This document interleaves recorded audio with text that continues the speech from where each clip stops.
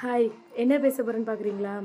எல்லா ஸ்டூடெண்ட்ஸ்க்கும் சிபிஎஸ்சி ஸ்டூடெண்ட்ஸ்க்கு ஒரு அனௌன்ஸ்மெண்ட் வந்திருக்கு. ஓப்பன் புக் எக்ஸாம் அப்படின்னு சொல்லிட்டு. ஓப்பன் புக் எக்ஸாம்னா என்னன்னு தெரியும்ல? எக்ஸாமுக்கு நீங்களே உங்களோட ஸ்டடி மெட்டீரியல்ஸ் என்னென்ன புக்ஸ் இருக்கோ எல்லாமே நீங்கள் எடுத்துகிட்டு போய் பார்த்தே எழுதலாம். ஆனால் அது ரொம்ப ஈஸி கிடையாது. 3 ஹவர்ஸ் டைமில் உங்களால் அதை முடிக்கவே முடியாது. ரொம்ப ரொம்ப கஷ்டமாக. அதனால் கிளாஸ் எடுக்கும் போது each and every point of the லெசனை அழகாக தெளிவாக நீங்கள் படிக்கிற மாதிரி இருக்கும். அந்த ஒரு கான்செப்ட்டுக்காக தான் ஓப்பன் புக் எக்ஸாமே கொண்டு வந்திருக்காங்க. இந்த வருஷத்துலேருந்தே 9th ஸ்டாண்டர்ட்லேருந்தே இது பாசிபிள் அப்படின்ற மாதிரி அனௌன்ஸ்மெண்ட் வந்திருக்கு. ஆனால் இது எவ்வளோ தூரத்துக்கு நீங்கள் எப்படி பாஸ் ஆக போகிறீங்க அப்படின்றது தெரியல. அதனால் எப்படி பாஸ் ஆக போகிறீங்கன்றது ஒரு பக்கம் இருந்தாலும் டைமிங்கில் எக்ஸாமை முடிக்கணும். ஸோ பெஸ்ட் என்ன தெரியுமா?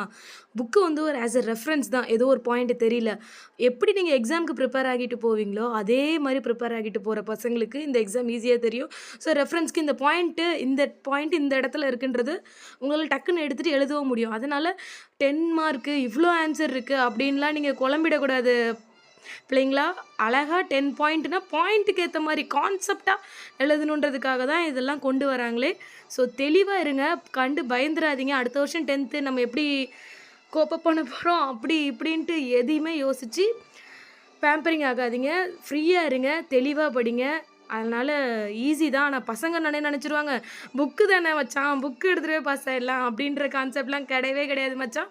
நீங்கள் தெளிவாக புக்கில் இருக்க எல்லா பாயிண்ட்டும் படித்தா தான் இந்த எக்ஸாம் ஈஸியாக இருக்கும். ஏன்னா அதை எழுதியிருக்க எங்களுக்கு தெரியும் ஓப்பன் புக் எக்ஸாம் எவ்வளோ கஷ்டம்னு. ஸோ தயவுசெய்து ஸ்டூடெண்ட்ஸ் பி கேர்ஃபுல்.